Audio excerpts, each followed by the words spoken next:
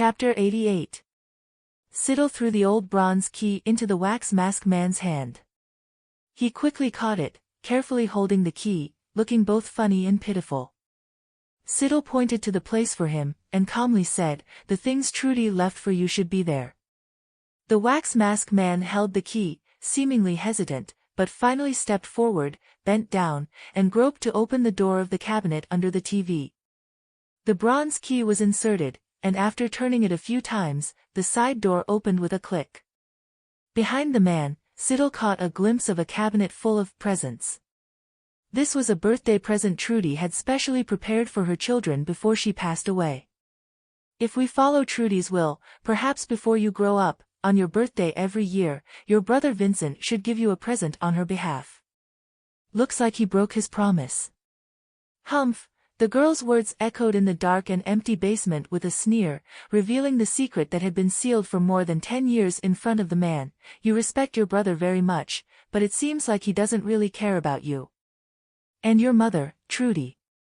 The man in the wax mask remained silent, until now, he suddenly turned around. The flames of anger seemed to be burning in 2 deep black holes. But Siddle understood what he was thinking. Under the angry glare of this burly murderer, she only curled her lips. "Does your brother Vincent really consider you all as family? Or, you're just a convenient weapon?" Siddle knew that the man in the wax mask's anger wasn't aimed at her. The provocation in her words became more and more obvious, almost like a rat coming out of a burning house. But she knew that this person wouldn't attack her again. At least at this moment, in this small cellar, he had lost the ability to kill people. As for the words, using Trudy's relics to communicate with her, or, "I also have a mentally retarded brother," Siddle had just made them up, and she didn't expect the man in the wax mask to believe her. She just needed a lead to slowly lure out what this man had always kept hidden in his mind. Everything related to his mother was what could really affect him. After knowing the truth, she spoke softly, with a hint of pity in her words, "Do you want to see your brother?" At the same time, Siddle finally remembered Belch. It would be possible to meet him very soon. And indeed, Siddle did meet Belch very soon. But everything before her eyes was completely different from what she expected. After leaving the church, the first thing Siddle saw was the multi-story wax museum in the center of town, glowing with fire, from the inside out, layer by layer collapsing and melting in the rain. The man in the wax mask in front of her was also the deformed younger brother in the diary that year. The moment he saw the wax museum collapsing and melting in the rain, he stood there dumbfounded for about 2 seconds. Then, like a wild beast that had lost control, he let out a piercing scream, disregarding the danger to his life, rushing towards the place where water and fire intertwined, the wax museum full of sin and blood. The wax museum was filled with human corpses. Now, when the wax museum collapsed, these corpses would be buried together in the pile of wax.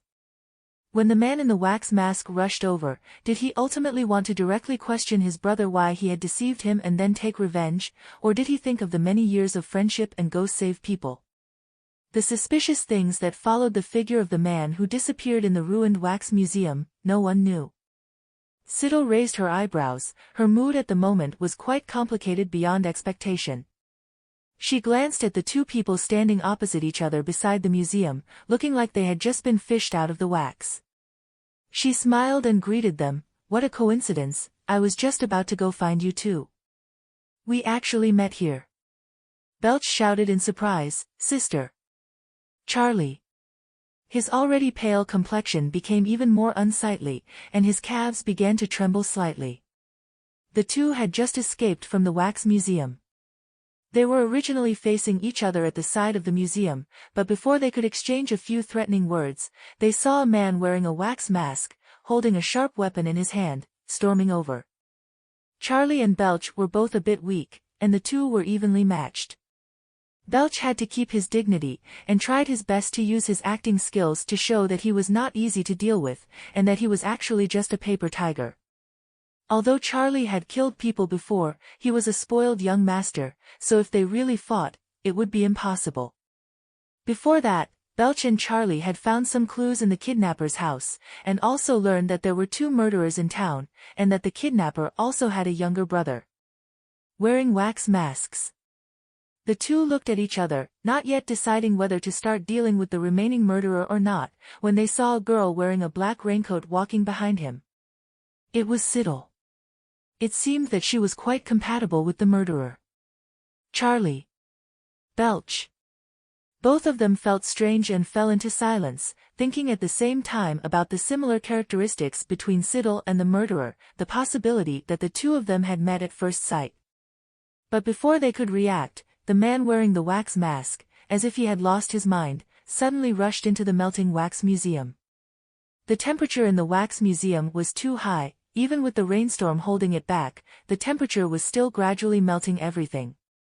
In this situation, rushing into the museum was almost equivalent to committing suicide. The people in the museum would be stuck by the molten wax, frozen, and suffocated. Belch was stunned for a moment, his lips trembling, and he unconsciously muttered, "As expected of you." He and Charlie risked their lives, their bodies covered in wounds, to kill a murderer. His sister just like that subdued the other one, without saying anything, she could make him rush into the sea of fire. Too scary. Just a glance was enough to make a maniac kill himself for her. Belch's messy thoughts only lasted for a few seconds. When Siddle looked over, he quickly and impolitely erased the story from his mind. "Sister!" Belch shouted happily, "I finally found you." He held the car belt in one hand, and the bow and arrow in the other, pointing the arrow at Charlie. Charlie, who was also holding a machete, had a gloomy expression, feeling miserable in his heart, his eyes looking at the girl walking over in confusion. Damn it, why did Siddle appear at this time? Charlie knew that now that Belch had also appeared, this pair of sisters would never forgive him. He hesitated for a moment between the 2 options of risking his life once or kneeling down to beg for mercy.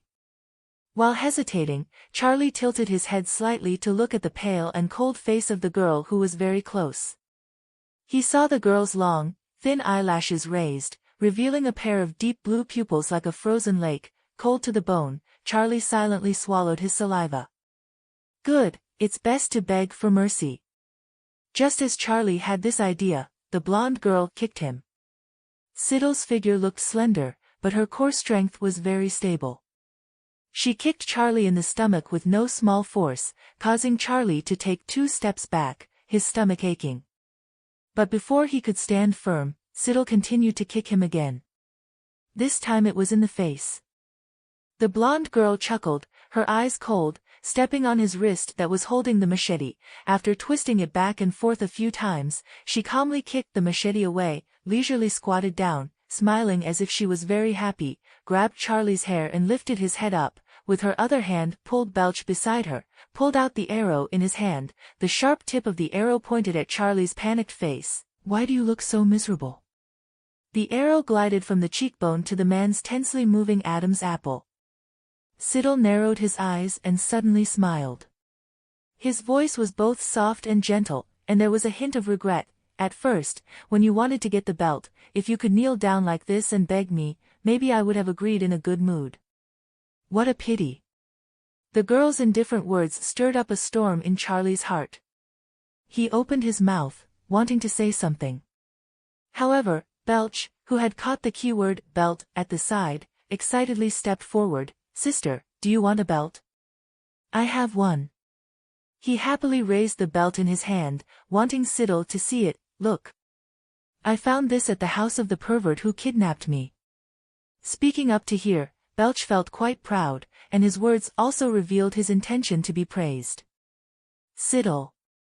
She coldly glanced at her younger brother who was covered in wax, extremely dirty and smelly.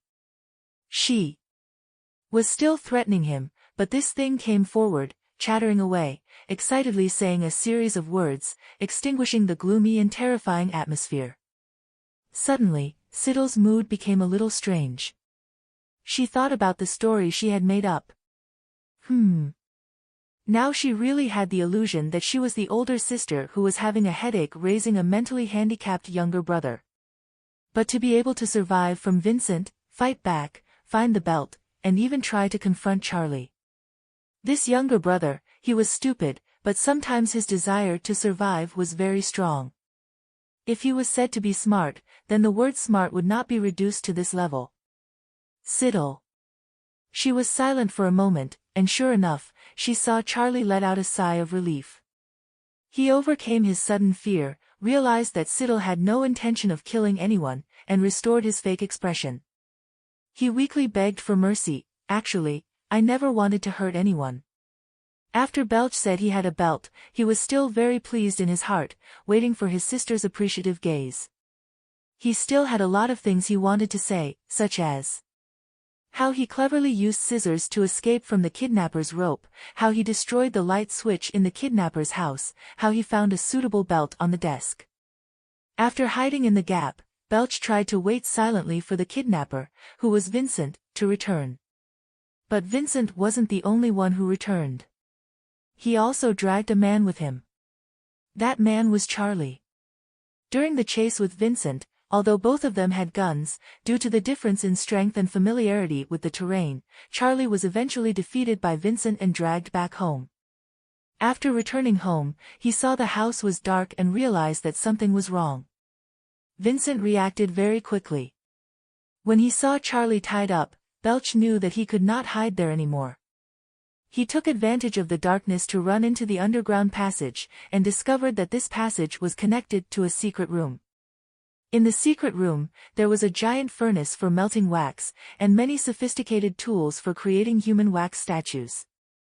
In that secret room, Belch could not find the exit for a moment, so he panicked and hid in another empty space. He crawled under a piece of equipment in the corner of the room, pressed close to the ground, and felt the hot air in the air. After discovering that the person he had tied up had run away, Vincent was not too angry, but perhaps he was worried that the same thing would happen, so he planned to turn Charlie into a wax statue first. He dragged the tied Charlie into the secret room, and then before Vincent could inject Charlie with anesthesia, Belch, who was hiding in the corner of the room with a mixture of anxiety and anger, quietly stretched out the scissors he had been hiding on his person. Swoosh! He cut the tendons in one of Vincent's legs. Then, Charlie naturally took the opportunity to escape and struggled with Vincent.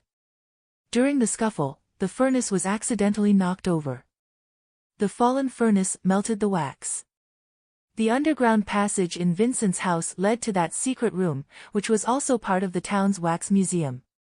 The wax museum began to melt. Charlie and Belch ran out in panic, while Vincent, who had lost the strength in one of his legs, could only fall in despair into the very museum he had personally created. He had used wax to kill countless people, but he certainly did not expect that he would end up dying in the pile of wax.